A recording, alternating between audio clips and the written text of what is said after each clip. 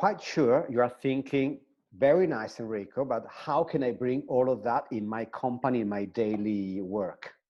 And I totally agree. I mean, this is really the challenge, but this is really the opportunity, I think. I would suggest very practically get 3 steps. First of all, create your group. I mean, put together, gather the people that you think or you are quite certain that they would be interested and curious about testing intuitive processes in problem solving and decision making in your company. And choose people we are tuned with, of course, have good relations with, you trust, okay? And create your little groups of, of poets of intuition, of poets of business, who will experiment this kind of situations. Second, do some tests. Do some tests, use intuition. Then I just give you some details also, but test on little problems, test on little decisions. Third, gather results. Make, something like a statistic. I mean, it's quite cold, the concept, but try to gather results.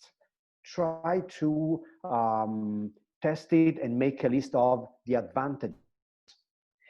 Not only the advantages in respect to the kind of solution you found, but also about the effects of the relationship within the group.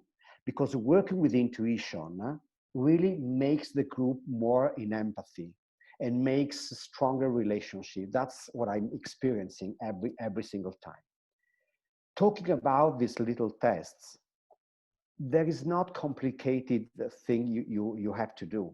You know what, it's enough to begin choosing some meetings where you will begin, not talking, but you will begin doing 2 things.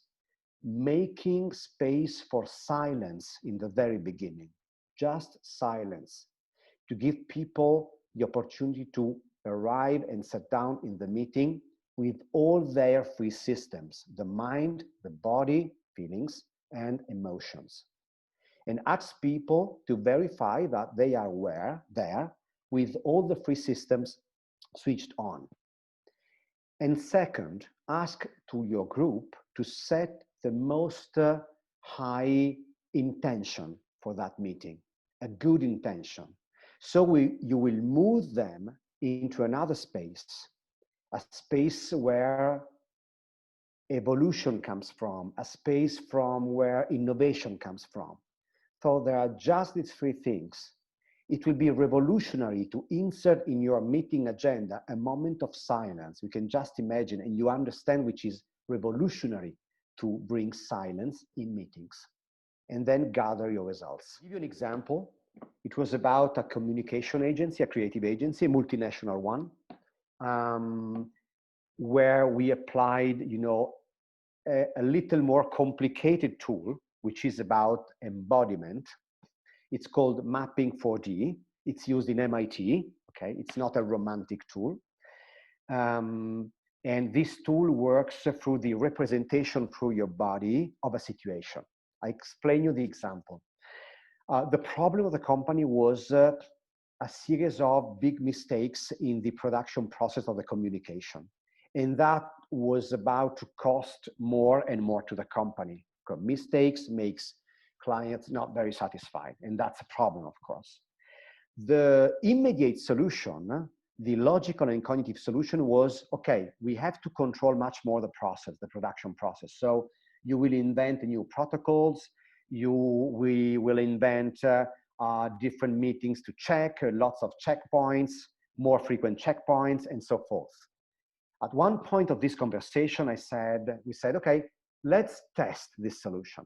So could some of you who wants to do it, go there in the middle of the room, stand up and create a sculpture altogether of your production process. So make a 3D representation of the process and take it, like a game, no more than that. Don't be too serious.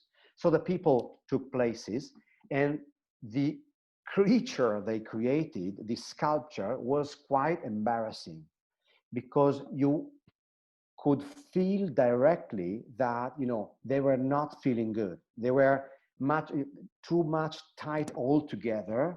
There was not space, there was not air. They were not feeling very good. It was too much complicated.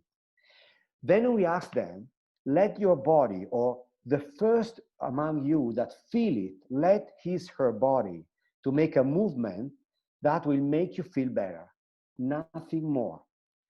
So that movement very slowly took place, and this sculpture became and was transformed in a totally different image.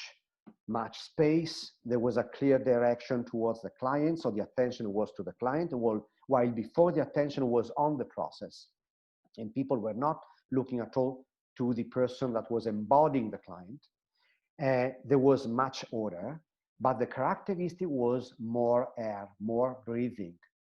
People were standing up in a more healthy position, and there were much more space. And the CEO at one moment said, I got it. The solution is about having more freedom, more autonomy in this process, not more control. Of course, more autonomy helped by, of course, much more responsibility. So they produce a different idea based on autonomy of the people, on freedom, responsible freedom, instead of control and techniques of control.